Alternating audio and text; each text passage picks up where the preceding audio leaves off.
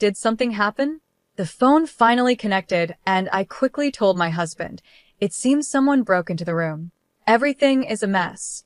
Your room looks fine, but something might be missing. I'm calling the police right now. Wait a moment, my husband said, hesitating before telling me something I didn't expect. I had let my mother stay in the room during our trip. What does that mean? I wondered. My name is Lauren. I'm 32 years old, and I work at a company. I've been working hard since I graduated from university, and I got married just a year ago. My husband is Tyler. He works at a company we partner with. I first met Tyler when I went to a meeting at his company as the new project leader. I was nervous, but he greeted me with a warm smile. Nice to meet you. I'm Tyler. I'm looking forward to working with you, he said. Over time, after a few meetings, we got to know each other better. One day after meeting, Tyler asked me, Lauren, do you have some time now? Would you like to have tea at a cafe? I know. That sounds nice. I'd love to go, I replied. At the cafe, we talked, and I was drawn to his kindness and sense of humor. I felt comfortable opening up to him. Lauren, Tyler said after a while, I've been wanting to get to know you better. How about having dinner together this weekend? When he said that, I felt surprised and happy. Yes, I'd love to, I replied. After that, we went on more dates. Tyler was always kind and listened to me carefully. About 8 months later, after a dinner date, Tyler suddenly confessed his feelings. Lauren, to be honest, I've always been thinking about you. Will you go out with me? I love you. My heart swelled with happiness, and I responded, I love you too, Tyler. I look forward to our future together. From that moment, our romantic relationship officially began. As we continued dating, Tyler proposed a few times, saying, Lauren, let's live together. Let's get married. At first, I wasn't sure. It felt a bit fast.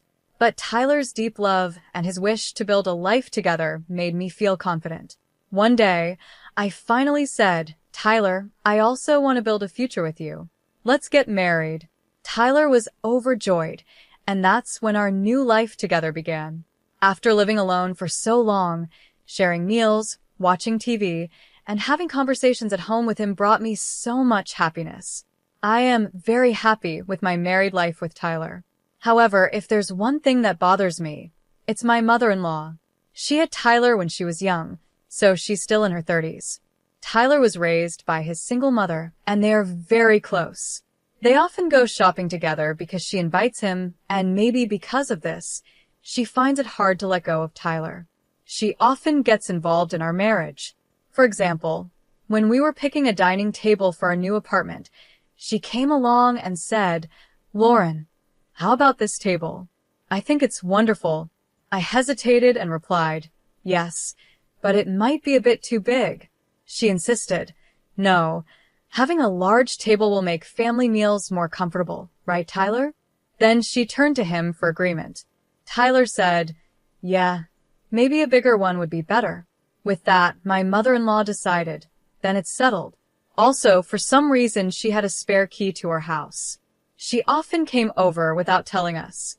One day, I came home and she was making clam chowder in the kitchen. Lauren, welcome home. I'm making clam chowder today, she said with a smile. I tried to politely say, Mom, it's a bit troublesome when you come over without telling us first. She smiled back and said, don't be so formal. We're family, and it's no problem for me to visit anytime, right? On top of that, she often asked me to cook for her. Lauren, next weekend, please come to my house with Tyler and cook the meal. I hesitated and said, but you're such a good cook. Why do I need to do it? It's not about that. It's good for young people to work hard. Tyler is looking forward to it. Tyler, looking a little nervous, added, yes, Lauren, your cooking is always delicious. I'm looking forward to it. Her interference kept growing, and it started to stress me out. She wasn't just interfering. She often seemed upset with me and would say things that hurt. For example, when we were celebrating Tyler's birthday at our house recently, she showed up without telling us. Happy birthday, she said when she arrived. Oh, Mom, Tyler said. She noticed me and said, oh, Lauren's here too. Did you have the day off today? Yes, I answered. I took the day off to celebrate Tyler's birthday. She frowned and said, "That's a mistake. Tyler and I were planning to celebrate his birthday just by ourselves. Your presence ruins our plans. I wish you had understood that better." I tried to stay calm and replied, "But I am Tyler's wife now." She shot back, "So, what if you're his wife? Do you think you're more important than his mother? Your marriage is just a piece of paper. Don't get ahead of yourself. I'm his mother, and I brought him into this world." She always seemed to put her relationship with Tyler above mine. She didn't like me much because she loved her son so much. Because of that, she was often cold toward me.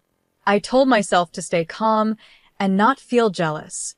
After all, she raised Tyler alone, which is something to respect. But then something happened that I couldn't ignore. It was last week in the living room. There was an old watch that my grandfather gave me before he passed away. When he got sick and had to close his watch store, he gave me his oldest watch.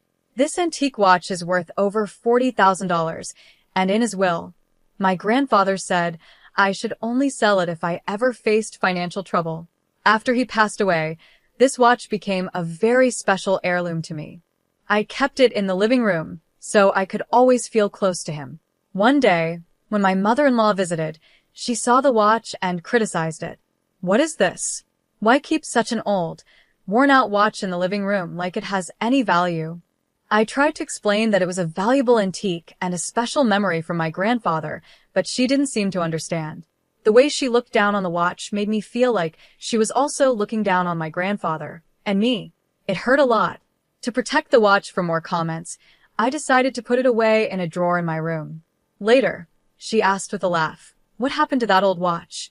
When I told her I had stored it in my room, she seemed happy, like she had won, which only made me feel worse. After she left, Tyler asked if I was okay and tried to comfort me. I told him how hurt I felt by what his mother said. He listened, but his answer was always the same. "My mom does it because she loves me. I'm sorry." I wasn't looking for an apology. I just wanted him to support me when it came to his mother. But I also knew how much he respected her for raising him alone, and I knew he cared about me too. I understood it was hard for him to be stuck between his mother and me, so I couldn't blame him. In the end, I felt like I had no choice but to keep enduring it for his sake. Then, out of the blue, Tyler planned a week-long vacation.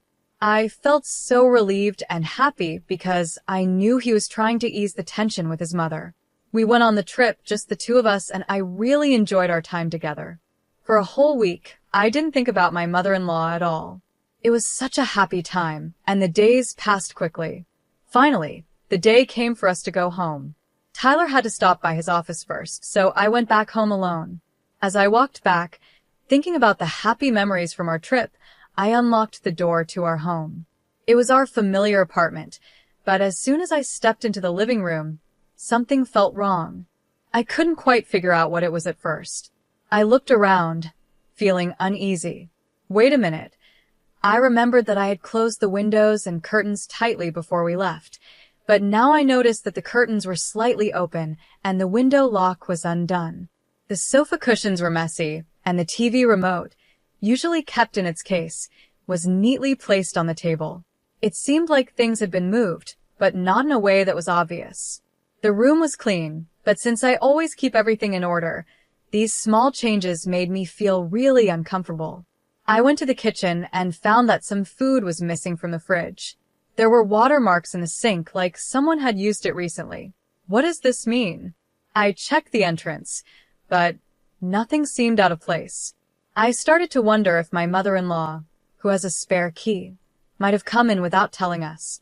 But it didn't seem like something she would do while we were away, and we wouldn't have left the window unlocked. At the time, I believed she had some respect for our space. Then the idea that it might have been a burglar crossed my mind, but I didn't want to believe it. If it had been a break-in, there would be more mess, right? Everything in the living room seemed fine, so I tried to tell myself that Tyler must have moved something before we left.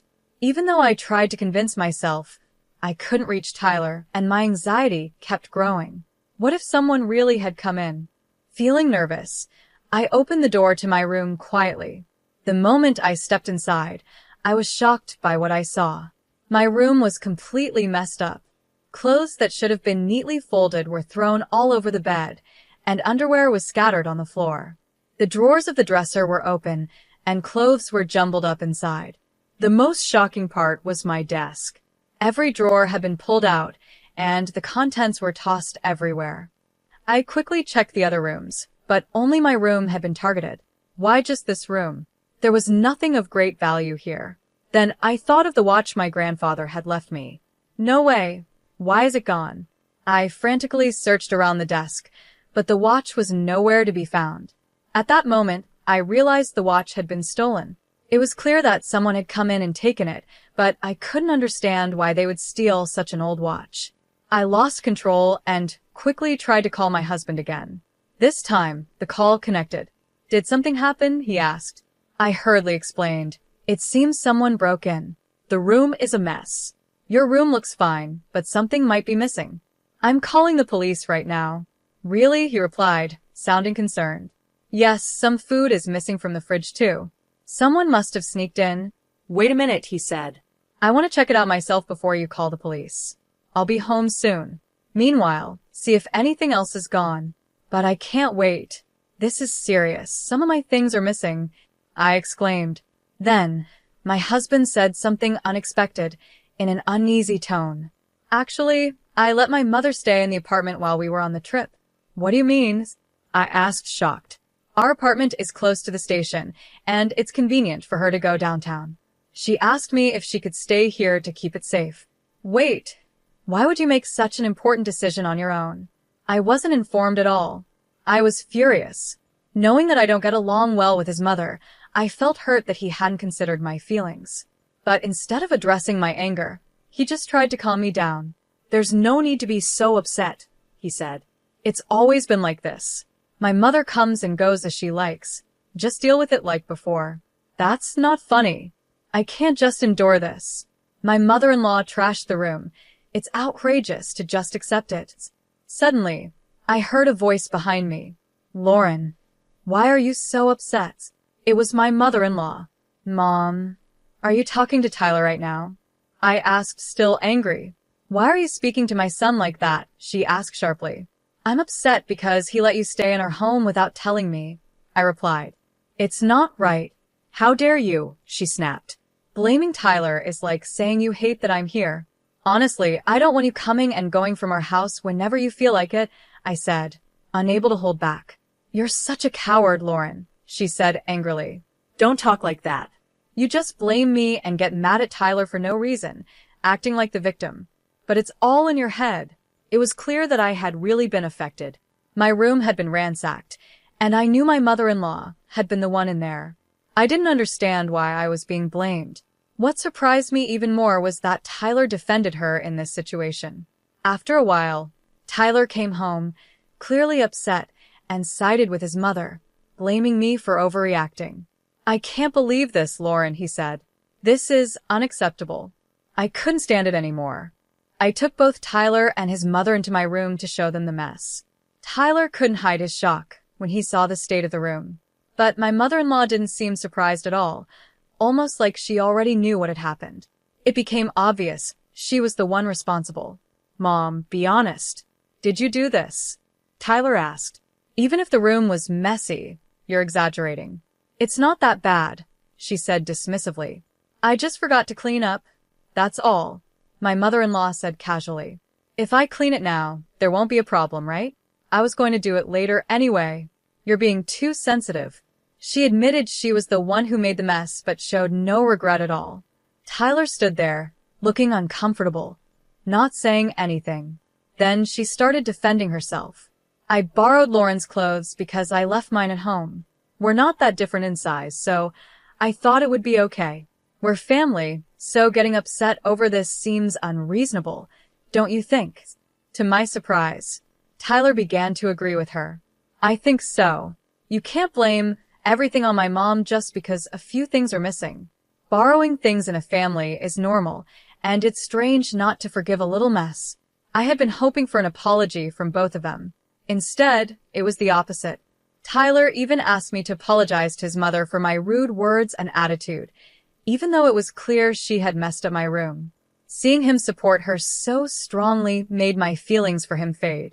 I started feeling empty inside. I had always believed Tyler cared for me just as much as he did for his mother, but the truth was different. To avoid any criticism toward himself, he eagerly blamed me and clearly took her side. I felt neglected and heartbroken, and in that moment, I decided to stand up for myself. I couldn't keep holding back for Tyler's sake anymore. Before Tyler returned, I had already prepared my next move. I turned to my mother-in-law and asked directly, "Where did you take my watch?" She looked nervous but answered, "I don't know anything about a watch. Why would I care about that old thing?" But her reaction gave her away. I was sure she had taken it. No matter what Tyler said, I wasn't going to forgive her. I pressed her again. "You admit you made a mess in this room, right? There are things missing, and you must know where they are." Tyler jumped in to defend her. "Hey, stop accusing my mom. If she says she didn't take it, is it worth getting this upset over just a watch? If you really want to watch that badly, I'll buy you a new one, so let's drop this." "Stop interfering, Tyler," I said firmly. "That watch is the only thing I have left from my grandfather, and it's irreplaceable. I won't give up until I get it back." "I haven't stolen anything. You're being too noisy," my mother-in-law said defensively. "It's fine to be noisy if you didn't steal it," I replied. "Then we have to consider that someone else broke in, and if that's the case, I need to call the police immediately. They can investigate, take fingerprints, and help us find the thief quickly." I grabbed my phone and started walking out of the room. At that moment, my mother-in-law rushed to stop me. "Wait, please wait. There's no need to call the police. To be honest, I did borrow it, but I'll return it in a week, okay? Just a moment ago, you said you knew nothing about it," I said. "And please don't use the word borrowed. Taking something without permission is stealing. You've just admitted to stealing it. Where is the watch? It's very important to me, and I need it back now. I can't wait a week." She started sweating, looking more and more nervous. "It's impossible," she said. "Why is that?" I asked, feeling a sense of dread. "Because I already sold it to a pawn shop." What? "Really? You sold it?" "Yes, it sold for $40,000. Can you believe it? I didn't think it was worth that much." "Stop joking. Can you return the $40,000 right now?"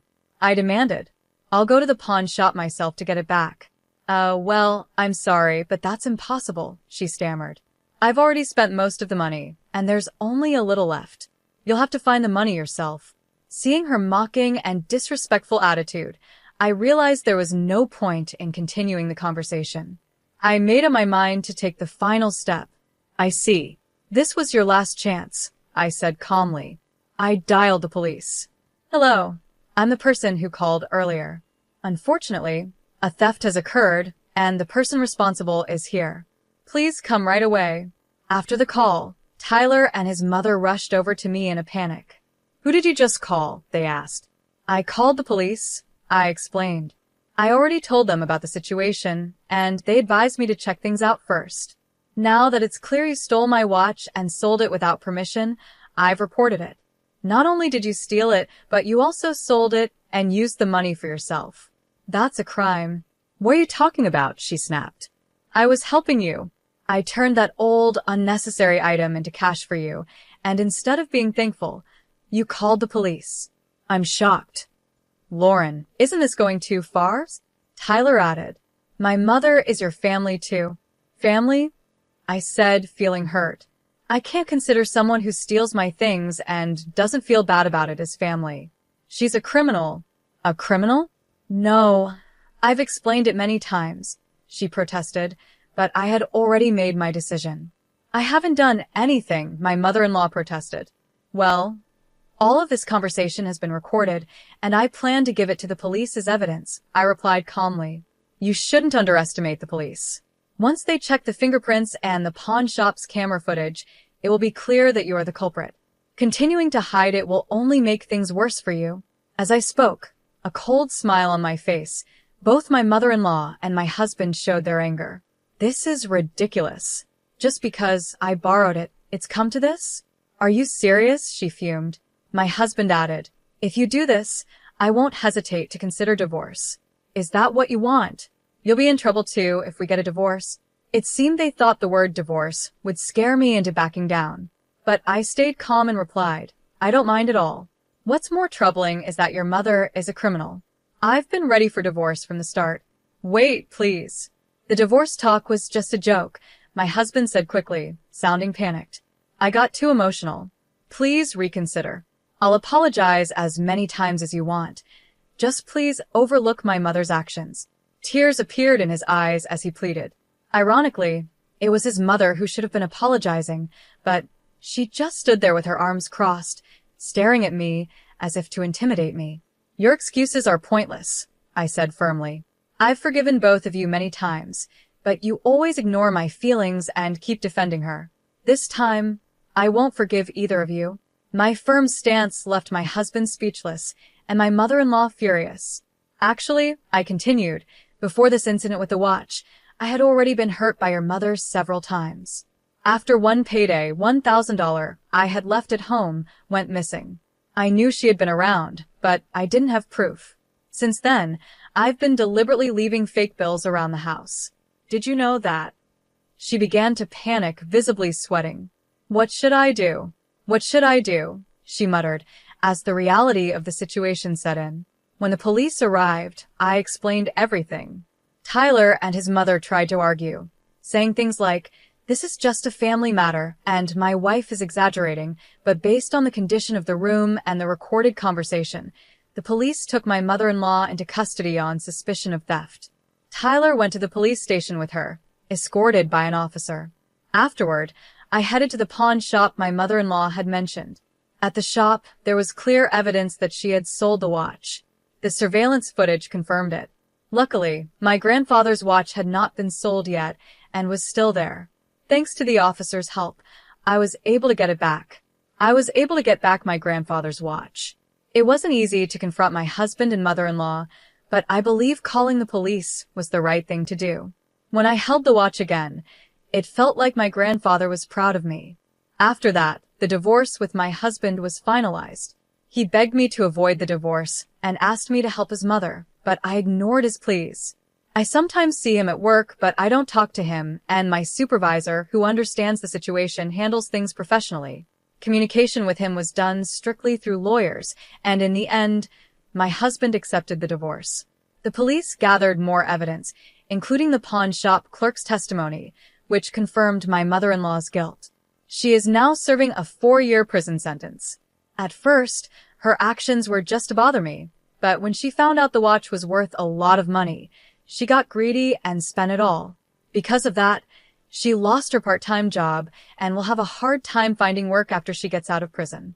What started as minor harassment turned into a serious crime that ruined her life. The foolishness of her actions is shocking. Since she had no savings, the $40,000 to repay the pawn shop fell on my ex-husband. He's now working hard to pay for his mother's living expenses, and everyone at his workplace knows about our divorce and what his mother did. This has made his life difficult and uncomfortable. Meanwhile, I am finally free from the stress caused by my ex-husband and his mother. I'm thoroughly enjoying my independence. While my marriage didn't turn out as I had hoped, being able to protect the valuable watch from my beloved grandfather is a big comfort to me.